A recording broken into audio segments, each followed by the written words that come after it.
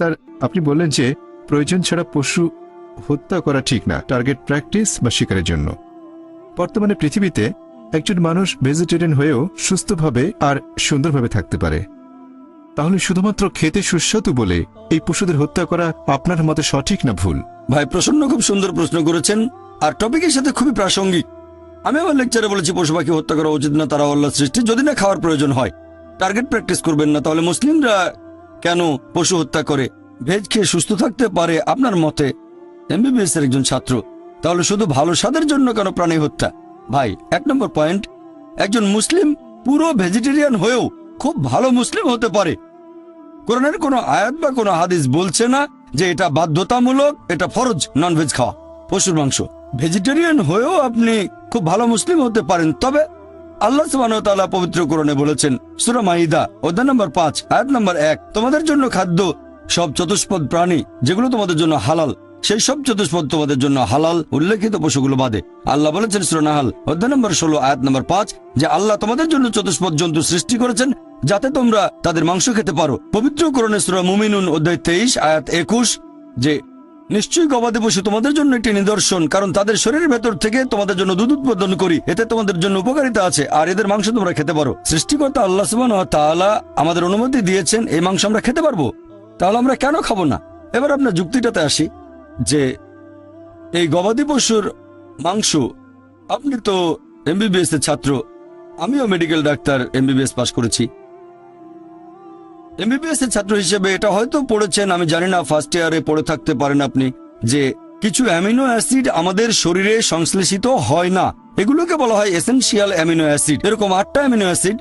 এখন এই 8টা amino acid খাবারের মাধ্যমে সরবরাহ করা হয়। খাবারের মাধ্যমে সরবরাহ করা না হলে শরীরে ক্ষতি হতে পারে।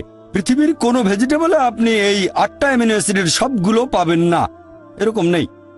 একমাত্র যে খাবার এই 8টা অ্যামিনো অ্যাসিডের সবগুলো সরবরাহ করে থাকে সেটা হচ্ছে মাংস, মাছ, মাংস জাতীয় খাবার।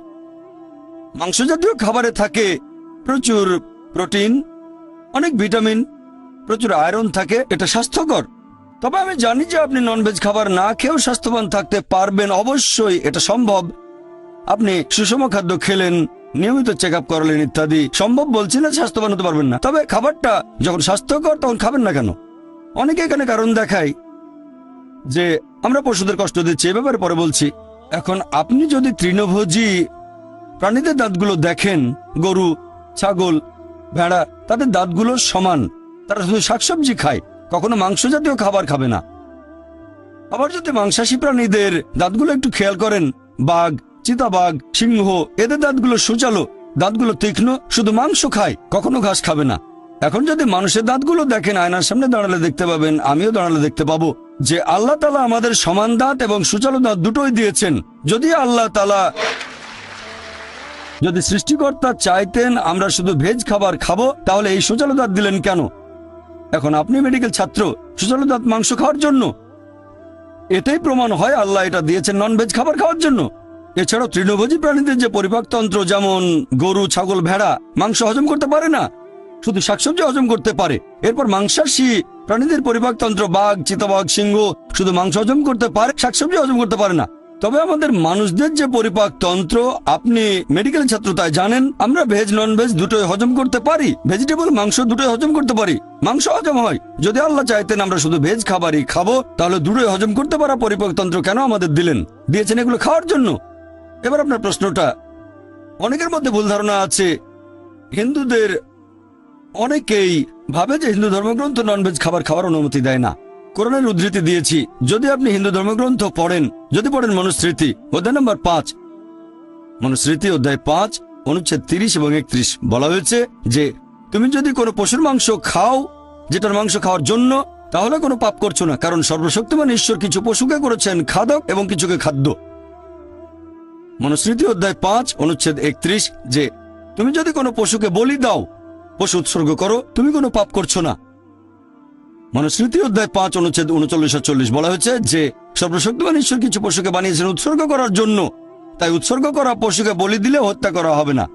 মনুস্মৃতি অধ্যায় 5 অনুচ্ছেদ 41-42 বলছে যে একজন ব্রাহ্মণ যার জ্ঞান আছে আর যে সজ্ঞানে কোনো পশুকে উৎসর্গ করে, তাহলে সেই পশু স্বর্গে যাবে আর সেই ব্রাহ্মণও স্বর্গে যাবে। এরপর আছে ঋগ্বেদে গ্রন্থ নম্বর 10 অনুচ্ছেদ 27 পরিচ্ছেদ 2। এক লোক বলছে, আমি যুদ্ধ করতে যাচ্ছি, আমি ফিরে আসলে বড় একটা ষাঁড় প্রস্তুত রেখো। এরপর ঋগ্বেদ গ্রন্থ নম্বর 10 অনুচ্ছেদ 28 পরিচ্ছেদ 4 বলা হয়েছে যে ইন্দ্র তিনি বলছেন আমার খাওয়ার জন্য ষাঁড় প্রস্তুত রেখো, ষাঁড়ের মাংস খাবে। এরপর যদি পড়েন মহাভারত অনুশাসন পর্ব অধ্যায় নম্বর 88, সেখানে পড়লে দেখবেন কথাটা মনুস্মৃতিতেও আছে। অধ্যায় নম্বর 3 অনুচ্ছেদ 266 থেকে 277। যুধিষ্ঠির জিজ্ঞেস করলো ভীষ্মকে, আমরা কি উৎসর্গ করব আজকের যজ্ঞে, মানে পূজায় উৎসর্গ হিসেবে, যাতে আমাদের পূর্বপুরুষেরা সন্তুষ্ট থাকবেন। তখন ভীষ্ম উত্তরে বললেন যে তুমি যদি শাকসবজি দাও, ভেজিটেবল, আমাদের পূর্বপুরুষরা সন্তুষ্ট থাকবেন 1 মাস। যদি মাছ দাও সন্তুষ্ট থাকবেন 2 মাস। যদি মাংস দাও সন্তুষ্ট থাকবেন 3 মাস। যদি খরগোশ দাও তাহলে সন্তুষ্ট থাকবেন 4 মাস। যদি ছাগলের মাংস দাও সন্তুষ্ট থাকবেন 5 মাস। শূকরের মাংস দিলে 6 মাস। হরিণের মাংস দিলে 7 মাস। আর পাখির মাংস দিলে 8 মাস। এভাবে আরো অনেক বলা হয়েছে। এটা হিন্দুদের ধর্মগ্রন্থ। এছাড়া আরো বলা হয়েছে মহিষের মাংস দিলে সন্তুষ্ট থাকবেন 11 মাস। যদি গরুর মাংস দাও তাহলে 12 মাস। আর গন্ডার মাংস দিলে সারা জীবনের জন্য। তাহলে হিন্দুদের ধর্মগ্রন্থ এটা বলছে। হিন্দুদের বিভিন্ন ধর্মগ্রন্থ আমাদের অনুমতি দিয়েছে যে আমরা ননভেজ খেতে পারবো, এমনকি গরুর মাংস। এটা আমার কথা না, সবগুলো রেফারেন্স বলেছি আমি, চেক করে দেখতে পারেন, এটা পুরোপুরি সঠিক। এবারে লজিক্যাল কারণটা একটু দেখি যে আমাদেরকে কেন পশু পাখির বিভিন্ন ক্ষতি করতে হবে। আমরা তো ননভেজ খাবার খেয়েই বেঁচে থাকতে পারি। মানুষ একটা লজিক দেখায় যে পশু হত্যা করা খুব বড় অপরাধ, আর একটা গাছ হত্যা করা কম অপরাধ, কারণ গাছের জীবন নেই, এটাই তাদের লজিক। আগেকার হিন্দু মুনি ঋষিরা ননভেজ খেতেন, গরুর মাংস তারা খেতেন, তবে তাদের প্রভাবিত করেছে জৈনরা। তাদের অহিংসা নীতি এরকম বলে যে গাছের কোনো জীবন নেই, তাই গাছপালা খাওয়া পশু হত্যা করার চেয়ে অনেক কম অপরাধ। তবে এখন আমি জানি যে গাছপালার জীবন আছে, এখন তাদের লজিক বদলে গেছে। বলে আচ্ছা ভাই জাকির, মানলাম গাছের জীবন আছে, তবে গাছ ব্যথা অনুভব করতে পারে না, তাই গাছ হত্যা পশু হত্যা করার চেয়ে কম অপরাধ। এখন বিজ্ঞান আরো উন্নত হয়েছে, আর আমরাও জানতে পেরেছি যে গাছপালাও ব্যথা অনুভব করে। গাছপালার নার্ভাস সিস্টেম আছে, ব্যথা অনুভব করে, গাছ কাঁদতেও পারে, অনেক সময় খুশি হয়, আবার কখনো দুঃখ পায়। তবে গাছপালার কান্না আমরা মানুষরা শুনতে পাই না, কারণ মানুষ যে তরঙ্গের শব্দ শুনতে পারে সেটা 20 সাইকেল পার সেকেন্ড থেকে 20,000 সাইকেল পার সেকেন্ড পর্যন্ত, এর নিচে বা উপরে মানুষ শুনতে পায় না। আপনারা হয়তো সাইলেন্ট ডগ হুইসেল দেখেছেন, কুকুর 40,000 পার সেকেন্ড পর্যন্ত শুনতে পারে। তাহলে এই হুইসেলের শব্দটা মানুষের শ্রবণযোগ্য তরঙ্গের উপরে, মানে 20,000 সাইকেল পার সেকেন্ডের উপরে, তবে 40,000 সাইকেল পার সেকেন্ডের নিচে। মালিক হুইসেল বাজালে মানুষ শুনতে পাবে না, কিন্তু কুকুর শুনে চলে আসবে। এখন গাছপালাও কাঁদে, কিন্তু আমরা শুনতে পাই না। কান্না শুনতে পায় না, তার মানে এই না যে তাদের অত্যাচার করব, যদি এটাকে অত্যাচার বলেন। একবার এক লোক বলেছিল যে ভাই জাকির, আমি মানছি গাছপালার জীবন আছে, গাছপালা ব্যথা অনুভব করে, তবে গাছপালার ইন্দ্রিয় মাত্র 2-3টা, পশু পাখির 5টা ইন্দ্রিয়, এজন্য গাছ হত্যা করাটা ছোট অপরাধ পশু হত্যার চেয়ে। আমি বললাম আচ্ছা ভাই, তর্কের খাতিরে আপনার কথা মানলাম, গাছে 2টো ইন্দ্রিয়, পশু পাখির 5টা আছে। এখন ধরেন আপনার এক ভাই জন্ম থেকেই বোবা আর কালা, 2টো ইন্দ্রিয় কম, বলতে পারে না, শুনতে পারে না। বড় হওয়ার পরে একটা লোক তাকে মেরে ফেললো, তখন কি জজের কাছে গিয়ে বলবেন, ও মাই লর্ড, খুনিকে একটু কম শাস্তি দেবেন কারণ আমার ভাইয়ের 2টো ইন্দ্রিয় কম ছিল?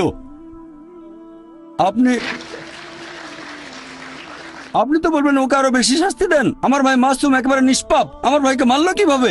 ইসলামিক লজিক এভাবে বলে না যে 2টো ইন্দ্রিয় কম বা বেশি। আল্লাহ পবিত্র কোরআনে বলেছেন সূরা বাকারা অধ্যায় 2 আয়াত 168, তোমাদের যে ভালো খাদ্যবস্তু দিয়েছি তা থেকে তোমরা আহার করো, ভালোটা খাবেন, খারাপটা খাবেন না। খেয়াল করলে দেখবেন যে গবাদি পশু যদি হত্যা না করেন, গবাদি পশুর জীবনচক্র বেশ ছোট, দ্রুত বংশ বিস্তার করে এরা। খাবারের জন্য গবাদি পশু হত্যা না করলে একসময় মাত্রাতিরিক্ত গবাদি পশু সমস্যা হয়ে দাঁড়াবে। গরু, ছাগল, ভেড়া খুব দ্রুত বংশ বিস্তার করে এরা। আর একজন ভারতীয় যদি ননভেজ খাবার খেতে না চায় তাতে আমার কোনো সমস্যা নেই। আপনি ননভেজ না খেতে চাইলে আমার তাতে কোনো সমস্যা নেই, ব্যক্তিগতভাবে আমি খুশি, কারণ সব ভারতীয় আর হিন্দুরা ননভেজ খাওয়া শুরু করলে তো মাংসের দাম অনেক বেড়ে যাবে। এবারের প্রশ্ন মহিলাদের মধ্য থেকে। আমি দেখতে পাচ্ছি যে মুসলিম বোনেরা অপেক্ষা করে আছেন। হ্যাঁ, আপনারা এবার সুযোগ পাবেন। বোন, আপনি প্রশ্ন করুন। আসসালামু আলাইকুম। এই প্রশ্নটা আসলে টপিকের সাথে প্রাসঙ্গিক নয়, তবে আমাদের এক বোন এই ব্যাপারে আপনার মতামতটা জানতে চাচ্ছেন। আমরা ছেলে মেয়েদের সেকুলার স্কুলে পাঠাচ্ছি, এতে করে তারা ইসলামী মূল্যবোধ থেকে দূরে সরে যাচ্ছে। যদিও অনেক বোন মনে করেন ছেলে মেয়েদের সেকুলার স্কুলে পাঠালে কোনো সমস্যা নেই যদি তারা বাসায় ইসলামী শিক্ষা পায়। আপনি কি বলবেন? বোন, আপনি প্রশ্ন করলেন, আমিও একমত এটা টপিকের বাইরে, তবে চেয়ারপারসন অনুমতি দিয়েছেন, আমিও উত্তর দেব। আপনি প্রশ্ন করলেন যে আমাদের ছেলে মেয়েদের সেকুলার স্কুলে পাঠানো ঠিক হবে কিনা, আর ইসলাম শিখবে বাসায়। বোন, এই সেকুলার শব্দের মানে ঈশ্বরের সাথে কোনো সম্পর্ক নেই। যদি আপনার ছেলেকে কোনো সেকুলার স্কুলে পাঠান, সেকুলার মানে ঈশ্বর যেখানে গৌণ, তবে বুঝতে পারছি আপনি নন ইসলামিক স্কুলের কথা বলছেন, খ্রিস্টান মিশনারি স্কুল ইত্যাদি, তবে সেকুলার মানে ঈশ্বরের সাথে কোনো সম্পর্ক নেই। যদি এমন স্কুলে পাঠান যেখানে ঈশ্বরের গুরুত্ব নেই, তারা নাস্তিক, তাহলে সমস্যা হবে। স্কুলে শেখাবে ঈশ্বর নেই, বাসায় শেখাবেন ঈশ্বর আছে, বিরোধ তৈরি হবে, সন্তান তখন সমস্যায় পড়বে। এটা বাদে যদি অন্য কোনো স্কুলে পাঠান যারা ভুল জিনিস শেখায়, যারা আল্লাহ ব্যতীত অন্য কারো উপাসনা করা শেখায়, যেমন খ্রিস্টানরা প্রতিদিন সকালে যীশু খ্রিস্টের উপাসনা করে, বাসায় শেখালেন যীশু খ্রিস্টকে উপাসনা করা শিরক, সন্তান দ্বিধাদ্বন্দ্বে পড়ে যাবে। আপনি কি করছেন জানেন? এখানে সন্তানের জন্য সমস্যা তৈরি করছেন। এখানে তাই আমরাই, বাবা মায়ের দায়িত্ব সন্তানকে এমন পরিবেশ দেয়া যেটা হবে সঠিক পরিবেশ। এখানে সন্তানকে বেঁধে ফেলছেন, হাত পা বেঁধে সুইমিং পুলে নামিয়ে দিয়ে বলছেন এবার সাঁতার কাটো। কিভাবে সাঁতার কাটবে? তাই বোন, আমি এখানে বলবো পার্থিব জ্ঞান আমাদের কাজে লাগবে, এটা গুরুত্বপূর্ণ। মানুষ জাতির উদ্দেশ্যে কোরআনে আল্লাহ তাআলার প্রথম নির্দেশ সূরা ইকরা অধ্যায় 96 আয়াত নম্বর 1, সেটা ইকরা মানে পাঠ করো, মানে শিক্ষিত করা। আমাদের প্রিয় নবী বলেছেন এটা সব মুসলিমের জন্য আবশ্যিক, হোক পুরুষ বা নারী জ্ঞান আহরণ করবে। তাহলে জ্ঞান অর্জন আবশ্যিক, দুটোই প্রয়োজন, ধর্মীয় শিক্ষা পাশাপাশি পার্থিব শিক্ষা, এই দুটোই গুরুত্বপূর্ণ। তবে সাবধান থাকবেন পার্থিব শিক্ষা গ্রহণ করার সময় ধর্মীয় শিক্ষা যেন পিছিয়ে না পড়ে, আর এখানে দুটোই থাকতে হবে। ভালো হয় সন্তানকে এমন স্কুলে পাঠান যেখানকার শিক্ষার সাথে বিরোধ নেই আল্লাহ সুবহানাহু ওয়া তাআলার নির্দেশের। তবে সবচেয়ে ভালো যে স্কুলে দুই ধরনের শিক্ষাই দেয়া হয়। চিন্তা করেন, এমন স্কুলে পাঠালেন যেখানে পড়ানো হয় ডারউইনের থিওরি, যে মানুষ বাঁদর থেকে এসেছে। আল্লাহ বলেছেন আমরা এসেছি আদম এবং হাওয়া থেকে। সন্তান দ্বিধাদ্বন্দ্বে পড়ে যাবে, কতগুলো দ্বিধা দূর করতে পারবেন? সবচেয়ে ভালো ইসলামিক স্কুল, কিন্তু দুর্ভাগ্যজনকভাবে আমাদের ইসলামিক স্কুলের সংখ্যা অনেক কম। তবে আলহামদুলিল্লাহ সুম্মা আলহামদুলিল্লাহ, এখন ভারত সহ পুরো পৃথিবী জুড়েই অনেক ইসলামিক স্কুল গড়ে উঠেছে।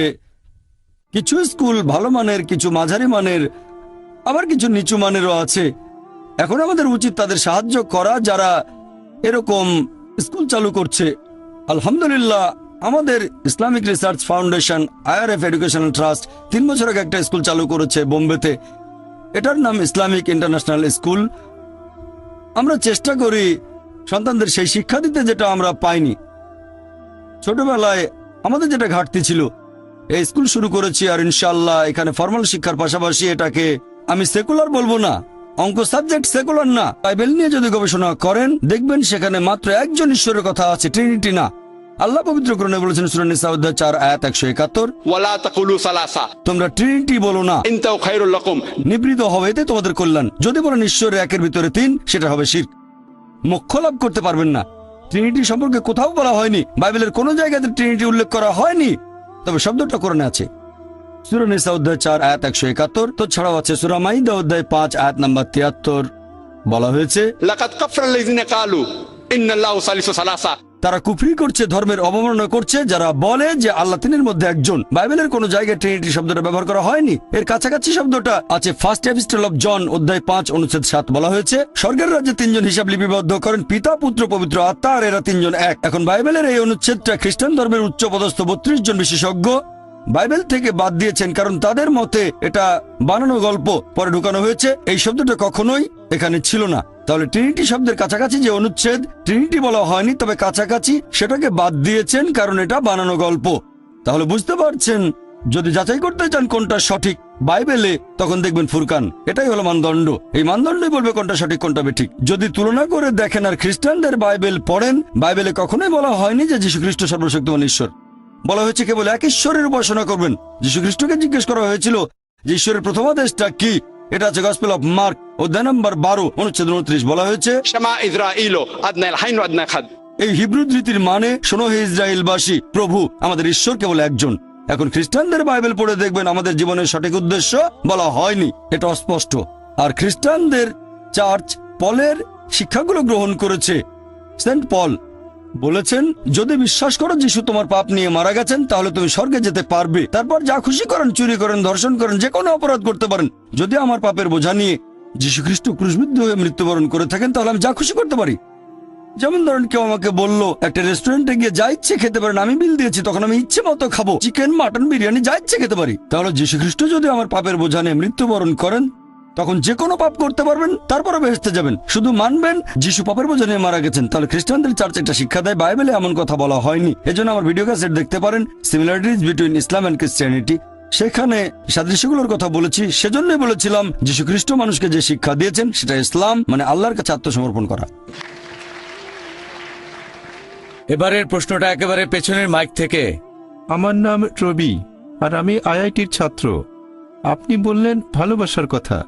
আমার কাছে যেটা মনে হয় যে প্রেম, আমি যদি ভগবানকে প্রেম করি তাহলে এই সততা ইত্যাদি, আপনি যে ভালো গুণাগুণের কথা বলেছেন যেগুলো আমাদের মধ্যে থাকা উচিত, আল্লাহর একজন বান্দার যেগুলো থাকা উচিত, সেগুলো তো তখন এমনিতেই চলে আসবে। তাহলে এইসব নিয়ম কেন? আল্লাহ আপনাদের কোরআনে যেগুলো বলেছেন, এই নিয়ম মানা কি জরুরি? আমি যদি ভগবানকে প্রেম করি, সেটা কি তাহলে যথেষ্ট নয়? শুধু এভাবেই কি আমি ভগবান বা আল্লাহর প্রশংসা করতে পারি না? ভাই একটা প্রশ্ন করলেন, আমি প্রশ্নটা আরেকবার বলছি। আপনি বললেন যে ঈশ্বর ভালোবাসেন আর মানুষ ঈশ্বরকে ভালোবাসেন, আর ঈশ্বরকে ভালোবাসলে যে সব গুণের কথা বলেছিলাম, সততা, দানশীলতা, এগুলো অটোমেটিক্যালি চলে আসবে। তাহলে এটার কি প্রয়োজন আছে যে আমরা আল্লাহ তাআলার নির্দেশ মানব যেগুলো আছে কোরআনে? এটার কি দরকার আছে? ভাই, যদি সবকিছু অটোমেটিক্যালি চলে আসে, তাহলে আপনিও অটোমেটিক্যালি কোরআনের নির্দেশগুলো মানবেন। তবে সবাই কিন্তু সবকিছু অটোমেটিক্যালি পায় না, বুঝতে পারলেন?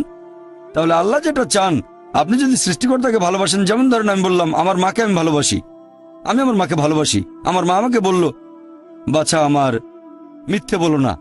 আমি বললাম মাকে ভালোবাসি, কিন্তু মিথ্যে বললে ক্ষতি কি? আমার মা বলল, আমাকে এক গ্লাস পানি দাও। মা, তোমাকে খুব ভালোবাসি, তোমাকে পানি খাওয়াতে পারবো না। আমি অসুস্থ, কয়েকটা ট্যাবলেট এনে দাও। মা, আমি তোমাকে খুব ভালোবাসি। যদি আমার মায়ের নির্দেশগুলো না মেনে চলি, তাহলে এই ভালোবাসা দিয়ে কি হবে? এটা মূল্যহীন, শুধু মুখের কথা।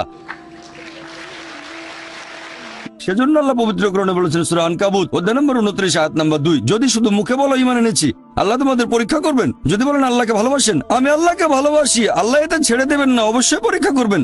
শুধু যদি বলেন আল্লাহকে ভালোবাসি, শুধু যদি বলেন ঈমান এনেছি, আল্লাহকে বিশ্বাস করি, অবশ্যই আল্লাহ আমাদের পরীক্ষা করবেন। তাহলে এই জীবন একটা পরীক্ষা। এরপর যখন পরীক্ষা দিতে যাবেন, আপনি যদি সেই পরীক্ষার নিয়ম কানুন না জানেন, তাহলে সমস্যা হবে। যেমন ধরেন আপনি একটা পরীক্ষা দিতে বসবেন, প্রথমে আপনি দেখবেন সেই পরীক্ষার সিলেবাসটা কি, তারপর সেই সিলেবাস অনুযায়ী পড়বেন। এখন আল্লাহ বেশ কিছু কথা বলেছেন, আমি আপনার সঙ্গে একমত। কিছু জিনিস বা গুণ, যেমন সততা, দানশীলতা, এগুলো মানুষের ভেতরে থাকে, আল্লাহ এগুলো দিয়েছেন। তবে অনেক কিছুই তো আমরা জানি না। মদপান না করাটা ভেতরে থাকে না, দানশীলতার ব্যাপারটা মানুষের ভেতরে থাকে, মানে থাকতে পারে। যেমন কাউকে অত্যাচার করলে আপনার খারাপ লাগতে পারে, কিছু জিনিস আমাদের ভেতরে থাকে। জুয়া না খেলাটা ভেতরে থাকে না। তাহলে কিছু জিনিস ভেতরে আছে আর কিছু নেই। আমাদের যেটা করতে হবে, আমরা আল্লাহ সুবহানাহু ওয়া তাআলার নির্দেশগুলো সব মেনে চলবো। আর আল্লাহ বলেছেন এই জীবন একটা পরীক্ষা। তাহলে আপনি যদি আল্লাহর আদেশগুলো পড়ে না দেখেন, পরীক্ষা পাশ করবেন কিভাবে? আমি কেন এই কোরআন পড়তে বলছি? কারণ এই হলো একমাত্র বই যেটা আল্লাহ তাআলার আসমানি কিতাব, যেটা এখনো অবিকৃত অবস্থায় আছে।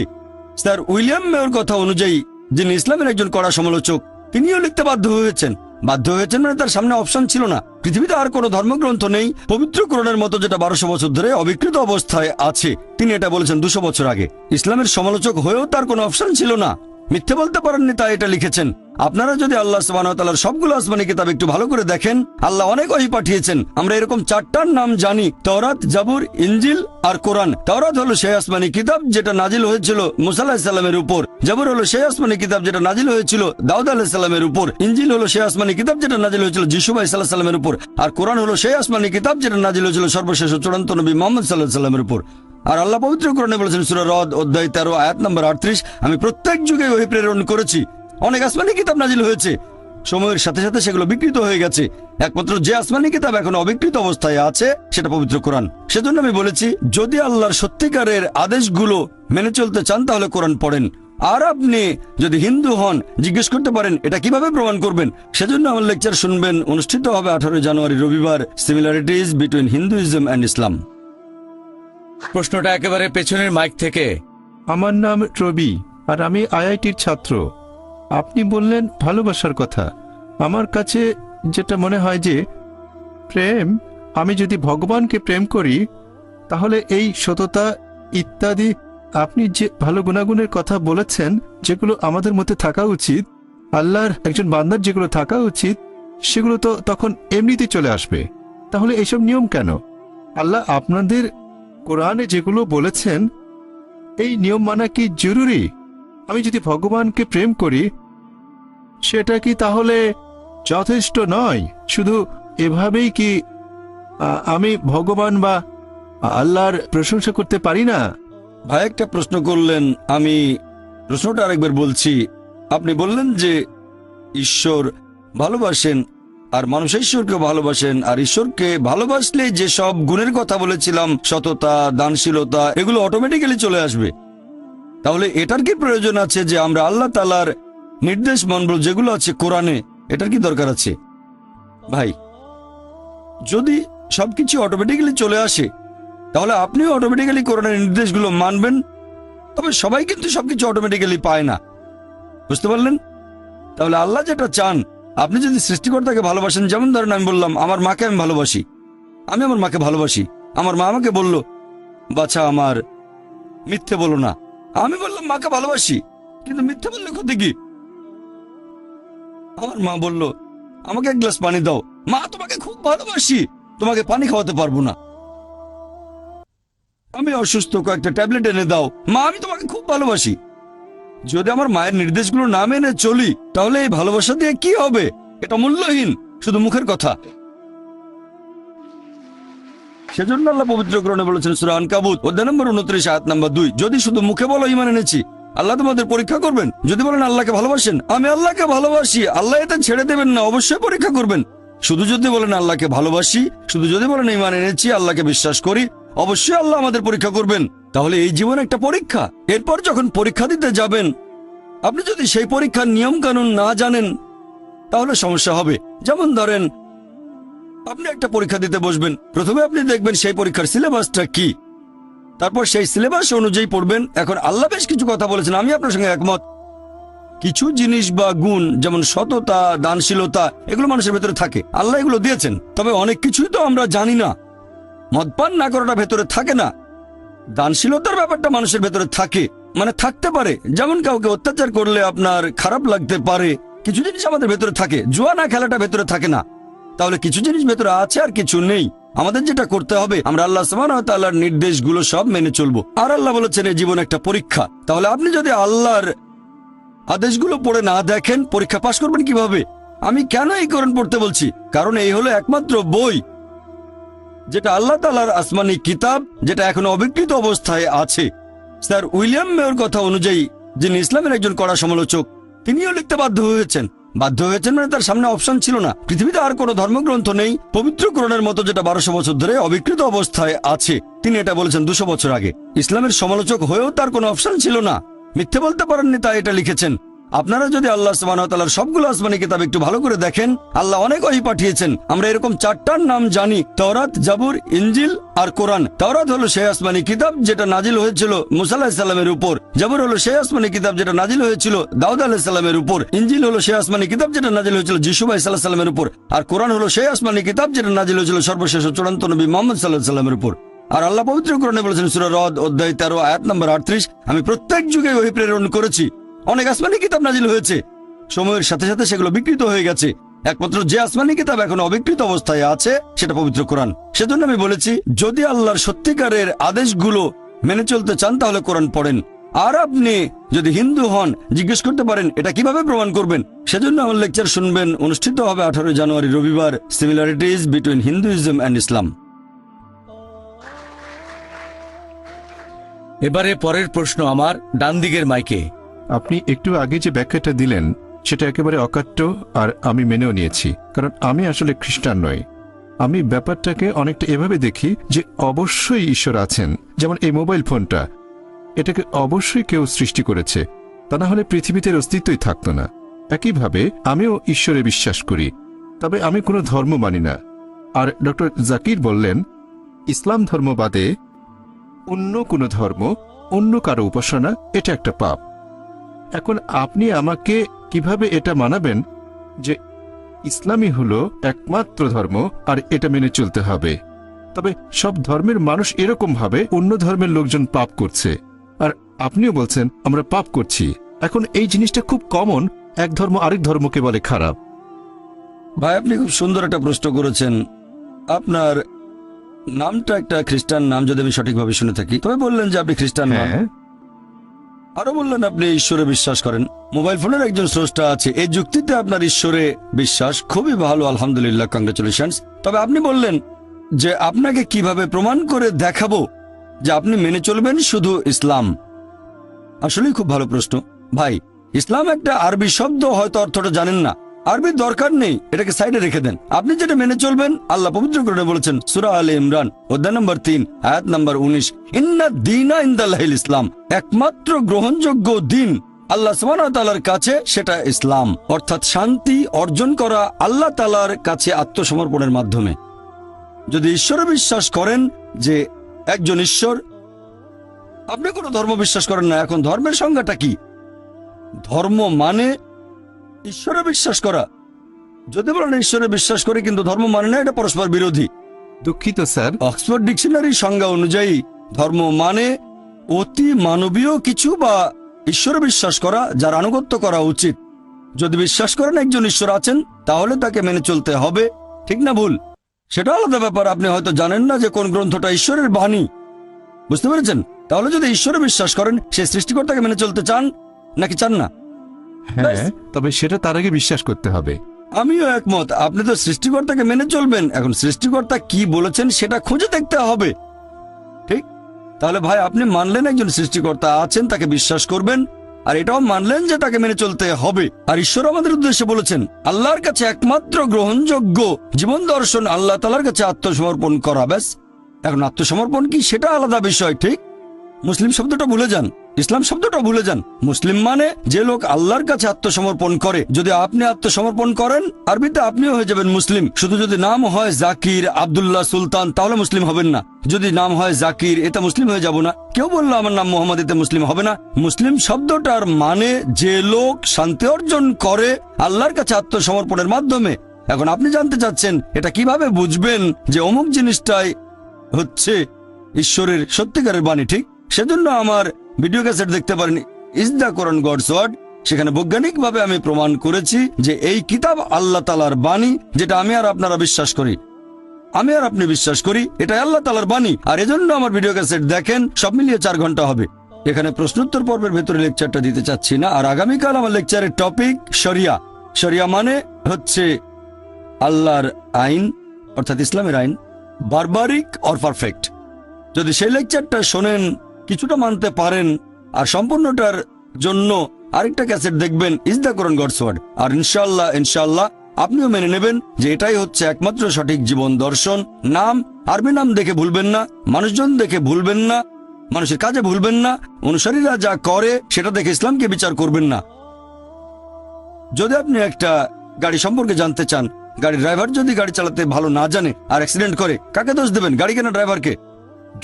ড্রাইভারকে। তাই মুসলিমদের কাজ দেখে ইসলামকে বিচার করবেন না, বিচার করবেন একেবারে খাঁটি উৎস পবিত্র কোরআন নিয়ে। এই কোরআন দিয়ে যাচাই করবেন। যদি একটা গাড়ির ব্যাপারে জানতে চান, সেটার ক্যাটালগ দেখবেন, এই মার্সিডিজ গাড়ির স্পিড কত, নিরাপত্তার ব্যবস্থা কি, গাড়িটার অ্যাভারেজ কত, ইত্যাদি ইত্যাদি। অথবা হুইলের পেছনে এমন কাউকে বসাবেন যে খুব দক্ষ ড্রাইভার। তাহলে ইসলামকে যাচাই করার জন্য যদি কোনো মানুষের কাজ দেখেন, সেরা উদাহরণ সর্বশেষ ও চূড়ান্ত নবী মুহাম্মদ সাল্লাল্লাহু আলাইহি সাল্লাম। এবারের প্রশ্ন বাম দিকের মাইকে। আমার নাম প্রসন্ন। বিজ্ঞান সেকুলার না, আমি এটাকে বলি ফরমাল শিক্ষা, কারণ বিজ্ঞান একটা ইসলামিক সাবজেক্ট আমার মতে।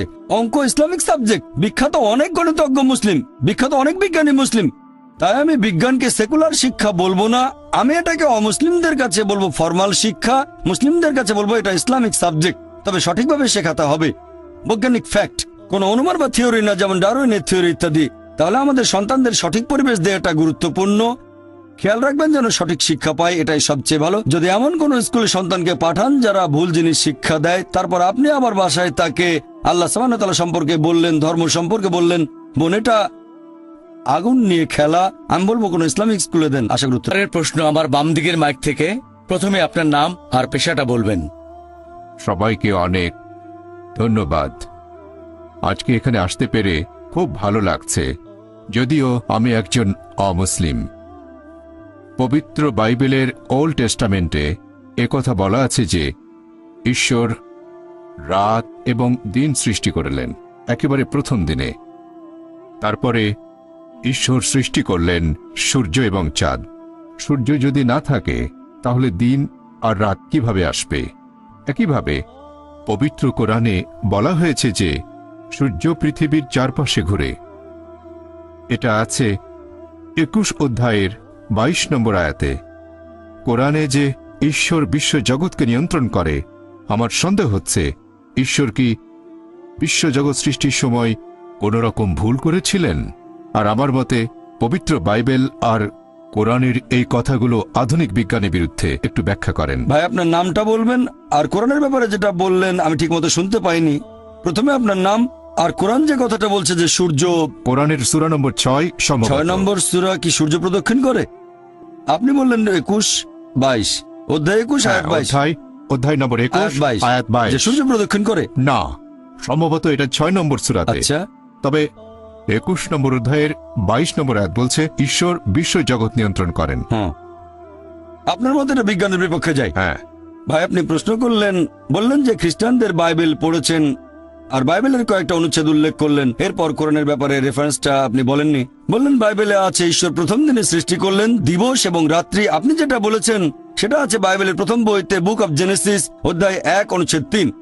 হ্যাঁ, বলা হয়েছে সর্বশক্তিমান ঈশ্বর দিবস এবং রাত্রি সৃষ্টি করেছেন একেবারে প্রথম দিনে। এরপর আপনারা আরো দেখবেন জেনেসিস অধ্যায় 1 অনুচ্ছেদ নাম্বার 13 থেকে 19 বলা হয়েছে যে ঈশ্বর সূর্য সৃষ্টি করেছেন চতুর্থ দিনে। আমি রেফারেন্সগুলো বলছি। এটা কি বিজ্ঞানের বিপক্ষে যায় না? আমি আপনার সঙ্গে একমত, এটা বিজ্ঞানের বিরুদ্ধে। আমি একটা ডিবেট করেছিলাম ডক্টর উইলিয়াম ক্যাম্বেলের সাথে আমেরিকায়। ডক্টর উইলিয়াম ক্যাম্বেল একজন মিশনারি আর মেডিকেল ডাক্তার, কোরআনের বিরুদ্ধে বই লিখে ডক্টরেট ডিগ্রি পেয়েছেন। আর সেই ডিবেটের topic Quran, Bible and modern science. সেখানে আমি এই প্রশ্নটা করেছিলাম, তিনি উত্তর দিতে পারেননি। তাই আমি একমত যে বাইবেলের বেশ কিছু সমস্যা আছে। এবার প্রশ্নের দ্বিতীয় অংশ, যে পবিত্র কোরআন বলছে সর্বশক্তিমান ঈশ্বর এই মহাবিশ্বকে নিয়ন্ত্রণ করেন। বাইবেলের ব্যাপারে বললে আমিও মানব যে বাইবেল প্রতিষ্ঠিত বৈজ্ঞানিক সত্যের বিরুদ্ধে। আপনি প্রশ্ন করলেন পবিত্র কোরআন বলছে আল্লাহ তাআলা এই মহাবিশ্বকে নিয়ন্ত্রণ করেন, সূর্য প্রদক্ষিণ করে, এটা আপনি বলেননি। সূর্য প্রদক্ষিণ করে। আমি এরকমই শুনেছিলাম, সেজন্য প্রশ্নটা আবার বলতে বলেছি। আপনি বলছেন না কেন? আমি শুনেছিলাম। আপনি এখানে রেফারেন্স দিলেন অধ্যায় 21 আয়াত 22। রেফারেন্সটা ভুল, সঠিকটা হচ্ছে স্যার হ্যাঁ আমি এক বলছি মিনিট। সঠিকটা সূরা আম্বিয়া অধ্যায় 21 আয়াত 33 আয়াত নাম্বার 22 না, আয়াত 33। এই যে কোরআন, আমি কথা বলছি মেমোরি থেকে, তবে আমি কম্পিউটার নই। না স্যার, আপনি আবার প্রশ্ন করবেন? আমি উত্তরটা বলছি ভাই, আমার কথা শেষ হওয়ার পরে আপনি যত খুশি প্রশ্ন করতে পারেন, কোনো সমস্যা নেই। আপনি প্রশ্ন করেছেন, আমাকে উত্তরটা দিতে দেন। উত্তর শেষ হওয়ার পরে আমাকে আপনি আরো 20টা প্রশ্ন করবেন। যখন প্রশ্ন করেছিলেন আমি মনোযোগ দিয়ে শুনেছিলাম। এখন আমার উত্তরটা শোনেন, আর উত্তরের শেষে আপনি যত খুশি প্রশ্ন করতে পারেন। আপনাকে অনেক সময় দেবো, যদি চেয়ারম্যান রাজি না হন তাহলে অনুরোধ করব আরেকটু সময় দিতে। আপনি খুশি মনে এখানে এসেছেন, আমরাও খুশি এখানে আপনি এসেছেন। আপনি বললেন পবিত্র কোরআন বলছে সূরা আম্বিয়া অধ্যায় 21 আয়াত নাম্বার 22 আসলে 33 যে সূর্য প্রদক্ষিণ করে। এটা পবিত্র কোরআনে আছে, সূরা আম্বিয়া অধ্যায় 21 আয়াত 33 বলা হয়েছে हुवल्लज़ी खलक़ल लैल वन नहारा আল্লাহ তাআলা সৃষ্টি করেছেন দিন এবং রাত, वश्शम्स वल कमर সূর্য এবং চন্দ্র। कुल्लुन फी फलकिन यस्बहुन। প্রত্যেকে নিজস্ব গতিতে নিজকে চারপাশে বিচরণ করছে। আর তাসলিমা নাসরিনও এই ভুলটার কথা উল্লেখ করেছিল। আপনারা চেনেন, নাম শুনেছেন? বাংলাদেশের সে বলেছিল একটা বই যদি বিশ্বাস করে সূর্য পৃথিবী চারপাশে ঘোরে তাহলে আমরা কিভাবে উন্নতি করব, মানে কোরআনের কথা বদলাতে হবে। নাউজুবিল্লাহ। আসলে তাকে দৃষ্টিভঙ্গি বদলে সঠিকভাবে কোরআন পড়তে হবে। পবিত্র কোরআন বলছে हुवल्लज़ी खलक़ल लैल वन नहारा আল্লাহ তাআলা সৃষ্টি করেছেন রাত এবং দিন, वश्शम्स वल कमर সূর্য এবং চন্দ্র। कुल्लुन फी फलकिन यस्बहुन। প্রত্যেকে নিজ গতিতে নিজ কক্ষপথে বিচরণ করছে। কোরআনের কোথাও বলা হয়নি যে সূর্য পৃথিবীর চারপাশে প্রদক্ষিণ করছে, কোথাও বলা হয়নি এটা। পবিত্র কোরআন এখানে বলছে সূর্য এবং চাঁদ প্রদক্ষিণ করে আবর্তিত হয়। কোথাও বলা হয়নি পৃথিবীর চারপাশে। এই আয়াতে পৃথিবীর শব্দটা কোথাও নেই। বলা হয়েছে هو الذي خلق الليل والنهار আল্লাহ তাআলা সৃষ্টি করেছেন রাত এবং দিন, والشمس والقمر সূর্য এবং চন্দ্র। كل في فلك يسبحون। প্রত্যেকে নিজ কক্ষপথে বিচরণ করছে। আমি স্কুলে থাকতে পড়েছিলাম যে সূর্য প্রদক্ষিণ করে, নিজ অক্ষের চারপাশে প্রদক্ষিণ করে না। সূর্য মহাবিশ্বে প্রদক্ষিণ করে, পুরো সৌরজগৎ প্রদক্ষিণ করে। আমি স্কুল পাশ করেছি 1982 সালে। স্কুলে পড়েছিলাম সূর্য নিজের চারপাশে আবর্তন করে না। কিন্তু কোরআনের আয়াত বলছে, এখানে আরবি শব্দ ইয়াসবাহুন, এর মূল আরবি শব্দ সাবাহা, যেটা দিয়ে চলন্ত কোনো কিছুর গতিকে বোঝানো হয়। এই সাবাহা শব্দটা দিয়ে যদি মেঝের উপর থাকা কাউকে বোঝায়, তার মানে এই না যে গড়াচ্ছে, সে হাঁটছে এবং দৌড়াচ্ছে। যদি এই শব্দটা দিয়ে পানিতে থাকা কোনো লোককে বোঝানো হয়, তার মানে এই না যে সে ভাসছে, এর মানে সাঁতার কাটছে। আর আল্লাহ যা বললেন যে খ্রিস্টান ধর্মে ওটা আছে ইসলামের মতো, যে ঈশ্বর একজন, ঈশ্বর তার সৃষ্টিকে ভালোবাসেন। আর আপনি প্রশ্ন করলেন এখানে পার্থক্যটা কি? খ্রিস্টান ধর্ম আর ইসলামের পার্থক্য জানতে চান নাকি? এদের পার্থক্য না, আপনি এটা আমাকে কিভাবে বোঝাবেন? একটু আগেই আপনি বললেন ইসলাম ধর্ম বাদে অন্য কোনো ধর্মের ইবাদতই গ্রহণ করা হবে না। আচ্ছা আচ্ছা ভাই, সুন্দর প্রশ্ন করেছেন। এবার আপনার প্রশ্নটা বোঝা যাচ্ছে। প্রথমে আপনি একটা মন্তব্য করেছিলেন, প্রশ্নবোধক চিহ্ন থাকলে বোঝা যায়, মন্তব্য হলে প্রশ্ন খুঁজে নিতে হয়। ইসলাম ধর্মে ইবাদতের বিভিন্ন কার্যকলাপের সাথে অন্যান্য ধর্মের ইবাদতের মধ্যে পার্থক্যটা কি? ইসলামে আলাদা কি আছে? খ্রিস্টান ধর্ম বলছে ঈশ্বর একজন, আরো বলছে যে ঈশ্বর আমাদের ভালোবাসেন। ইসলাম বলছে আল্লাহ একজন, ইসলাম বলছে আল্লাহ তার সৃষ্টিকে ভালোবাসেন। ইসলাম ইবাদত করতে বলছে, খ্রিস্টান ধর্ম তাই বলছে। এখন এই ইবাদতের মধ্যে পার্থক্যটা কি ইসলাম আর খ্রিস্টান ধর্মে? অথবা ইসলাম ধর্মে আলাদা এমন কি আছে যেটা অন্য কোনো ধর্মে নেই, বিশেষ করে খ্রিস্টান ধর্ম? ভাই, যদি আপনি একটু মনোযোগ দিয়ে কোরআন পড়েন সঠিকভাবে, আমার লেকচারে বিভিন্ন বিষয় ব্যাখ্যা করেছি, এরপর যদি বাইবেলও পড়েন সঠিকভাবে, যদি সঠিক ব্যাখ্যা পড়েন, আমরা জানি যীশু খ্রিস্ট বা ঈসা আলাইহিস সালাম আল্লাহ সুবহানাহু ওয়া তাআলা প্রেরিত একজন নবী ও রাসূল। সেই মুসলিম আসলে মুসলিম নয় যদি সে যীশু খ্রিস্টকে নবী বলে বিশ্বাস না করে। আমরা মানি যে তিনি অলৌকিকভাবে জন্মেছিলেন কোনো পুরুষের হস্তক্ষেপ ছাড়াই। আমরা মানি যে তিনি হলেন মসীহ অর্থাৎ খ্রিস্ট। আমরা মানি যে তিনি আল্লাহর নির্দেশে জন্মান্ধর কুষ্ঠরোগীদের সুস্থ করেছিলেন। আমরা মানি যে তিনি আল্লাহর নির্দেশে মৃত মানুষকে জীবন দিয়েছেন। তবে আমাদের মধ্যে পার্থক্য আছে। অনেক খ্রিস্টান আছে যারা বলে যে যীশু খ্রিস্ট নাকি নিজেকে ঈশ্বর বলে দাবি করেছিলেন। তাহলে একটা হলো বাইবেলের সাথে পার্থক্য, আর একটা পার্থক্যের জায়গায় হচ্ছে খ্রিস্টানরা যেটা মনে করে, যেটা প্র্যাকটিস করে, এটার সাথে যে পার্থক্য। অনেক খ্রিস্টান বলে যে যীশু খ্রিস্ট নিজেকে ঈশ্বর বলে দাবি করেছিলেন। যখন তারা বলে যে ঈশ্বর একজন, তারা বলে যীশু খ্রিস্ট হলেন সর্বশক্তিমান। আর এই ব্যাপারটাতে আমরা মুসলিমরা আপত্তি জানাই। গোটা বাইবেলে একেবারে পরিষ্কার করে বলা এমন একটা অনুচ্ছেদ পাবেন না যেখানে যীশু খ্রিস্ট তার নিজের মুখে বলেছেন যে আমি ঈশ্বর অথবা আমার উপাসনা করো। তাহলে একজন সাধারণ খ্রিস্টানের কাছে ইবাদত করা হলো যীশু খ্রিস্টের ইবাদত বা উপাসনা করা। আমি আবার আগের কথাটা বলছি, গোটা বাইবেলে একেবারে পরিষ্কার করে বলা এরকম একটা অনুচ্ছেদ পাবেন না যেখানে যীশু খ্রিস্ট তার নিজের মুখে এই কথাটা বলেছেন যে আমি ঈশ্বর অথবা আমার উপাসনা করো। যদি কোনো খ্রিস্টান আমাকে পুরো বাইবেল থেকে এমন একটা অনুচ্ছেদ দেখাতে পারে যেখানে যীশু খ্রিস্ট নিজের মুখে বলেছেন যে আমি ঈশ্বর অথবা আমার উপাসনা করো, আমি ডক্টর জাকির নায়েক, তাহলে আজকে খ্রিস্টান ধর্ম গ্রহণ করব। তরবারের নিচে আমি আমার মাথা রাখছি। আমি অন্য মুসলিম ভাইদের পক্ষ নিয়ে কথা বলছি না, কারণ বাইবেল পড়লে দেখবেন এটা বলা হচ্ছে গসপেল অফ জন অধ্যায় নম্বর 14 অনুচ্ছেদ 28, যীশু খ্রিস্ট নিজের মুখে বলেছেন আমার পিতা আমার চেয়ে মহান। গসপেল অফ জন অধ্যায় নম্বর 10 অনুচ্ছেদ 29, আমার পিতা সবার চেয়ে মহান। গসপেল অফ ম্যাথিউ অধ্যায় নম্বর 12 অনুচ্ছেদ 28, আমি ঈশ্বরের আত্মার সাহায্যে শয়তানকে তাড়িয়ে দিই। গসপেল অফ লুক অধ্যায় 11 অনুচ্ছেদ 20, আমি ঈশ্বরের আঙুলের সাহায্যে শয়তানকে তাড়িয়ে দিই। গসপেল অফ জন অধ্যায় 5 অনুচ্ছেদ 30, আমি নিজের থেকে কিছুই করতে পারি না, আমি যেমন শুনি তেমন বিচার করি, আর আমার বিচার ন্যায্য, কারণ আমি আমার ইচ্ছা পূরণ করি না, আমার পিতার ইচ্ছা পূরণ করি। যদি কেউ বলে আমি নিজের ইচ্ছা পূরণ করি না, আল্লাহর ইচ্ছা পূরণ করি, সে মুসলিম। সেজন্য আমার লেকচারে বলেছিলাম যে যীশু খ্রিস্ট আসলে ছিলেন একজন মুসলিম। কোরআন এটা বলছে সূরা আলে ইমরান অধ্যায় 3 আয়াত 52। আবার আছে গসপেল অফ জন অধ্যায় 17 অনুচ্ছেদ 3, এই হলো অনন্ত জীবন যাতে তোমরা জানতে পারো যীশু খ্রিস্টকে যাকে ঈশ্বর পাঠিয়েছেন।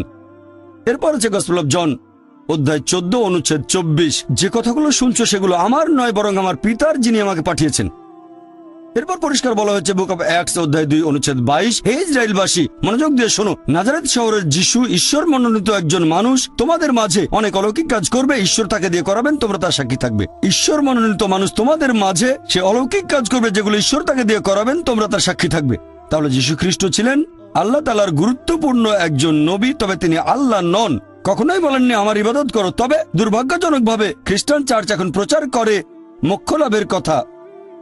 বাইবেলে স্বর্গের কথা বলা হয়েছে, নরকের কথা বলা হয়েছে, তবে ইহকালের জীবনের উদ্দেশ্যটা সেখানে বিস্তারিত বলা হয়নি। এ ব্যাপারে কেউ কিছু বলেনি। তবে পল কিছু কথা বলে গেছেন। পলের কথা আছে করিন্থিয়ানসে অধ্যায় নম্বর 15। পল বলছেন 1 করিন্থিয়ান অধ্যায় 15, যদি যীশুখ্রিস্ট আমাদের পাপের ভার বহন করে মৃত্যুবরণ না করেন, আমাদের বিশ্বাস তাহলে ভিত্তিহীন, আমাদের সবকিছু ভিত্তিহীন। তার মানে যীশুখ্রিস্ট আমাদের পাপের বোঝা নিয়ে মৃত্যুবরণ করেছেন পলের কথা অনুযায়ী। আর তারা বাইবেলের একটা অনুচ্ছেদের কথা বলে, গসপেল অফ জন অধ্যায় 3 অনুচ্ছেদ 16, ঈশ্বর জগৎকে এত ভালোবাসেন যে একমাত্র জাতপুত্রকে দান করলেন, তাকে যদি কেউ বিশ্বাস করে সে বিনষ্ট হয় না বরং অনন্ত জীবন পায়। তাহলে স্যালভেশন বা মোক্ষলাভ চার্চের কথা অনুযায়ী হচ্ছে বিশ্বাস করব যীশুখ্রিস্ট আমাদের পাপের বোঝা নিয়ে মারা গেছেন, তাহলে আপনি স্বর্গে যেতে পারবেন, বেহেশতে যেতে পারবেন। এখন এই একমাত্র জাতপুত্র, এখানে জাত শব্দটাকে গসপেল অফ জন অধ্যায় 3 অনুচ্ছেদ 16 থেকে বাদ দেওয়া হয়েছে। খ্রিস্টান ধর্মের উচ্চপদস্থ 32 জন বিশেষজ্ঞ বাদ দিয়েছেন। নতুন ভার্সনে শব্দটা নেই, তাদের অভিযোগ এটা বানানো গল্প, পরে ঢোকানো হয়েছে, ওখানে ছিল না। তারা খ্রিস্টান ধর্মকে নিজের মতো করে বানিয়ে নিয়েছে। তবে যীশু খ্রিস্ট নিজের মুখে বলেছেন, এক লোক যিশুর কাছে আসলো, গসপেল অফ ম্যাথিউ অধ্যায় নম্বর 19 অনুচ্ছেদ 16 এবং 17, হে ভালো প্রভু, আমি কোন ভালো কাজটা করব যাতে অনন্ত জীবন পেতে পারি? আমি কোন ভালো কাজ করব যাতে স্বর্গে যেতে পারি? যীশু খ্রিস্ট তার উত্তরে বললেন যে তুমি আমাকে ভালো বলছো কেন? ভালো আর কেউ নয়, আছে শুধু একজন, সর্বশক্তিমান ঈশ্বর। তোমরা যদি অনন্ত জীবন পেতে চাও তাহলে ঈশ্বরের আদেশ মেনে চলো। যিশু বলেননি যে তোমরা যদি বেহেশতে যেতে চাও তাহলে বিশ্বাস করতে হবে আমি তোমাদের পাপ বহন করেছি। তিনি কথা কখনোই বলেননি, বলেছেন ঈশ্বরের আদেশ মানো। আর যীশু খ্রিস্ট নিজের মুখে বলেছেন বাইবেলের গসপেল অফ ম্যাথিউ অধ্যায় 5 অনুচ্ছেদ 17 থেকে 20, তোমরা ভেবো না যে আমি আগের নবীদের বিধি ব্যবস্থা ধ্বংস করতে এসেছি। আমি এগুলো ধ্বংস করতে আসিনি, এসেছি পূরণ করতে। আকাশ ও পৃথিবী লোপ না হওয়া পর্যন্ত এই বিধি ব্যবস্থার একটা বিন্দু বিসর্গ লোপ পাবে না, সবই পূর্ণ হবে। আর যারা এই বিধি ব্যবস্থা পালন করে অন্যদেরকে শিক্ষা দেয় তারা স্বর্গের রাজ্যে মহান গণ্য হবে। আর যারা এই বিধি ব্যবস্থার সামান্য একটু আদেশ অমান্য করে তাদের স্বর্গরাজ্যে তুচ্ছ গণ্য করা হবে। যদি তোমাদের ন্যায়নিষ্ঠতা শিক্ষক আর ফরিসীদের ন্যায়নিষ্ঠকে অতিক্রম না করে তাহলে তোমরা স্বর্গের রাজ্যে প্রবেশ করতে পারবে না। যদি ভালো খ্রিস্টান হতে চান তাহলে ঈশ্বরের সব আদেশ মানতে হবে, যে ঈশ্বর কেবলমাত্র একজন মূর্তি পূজা করবো না, মুসা আলাইহিস সালাম যেগুলো করতে বলেছিলেন। তাহলে দেখতে পাচ্ছেন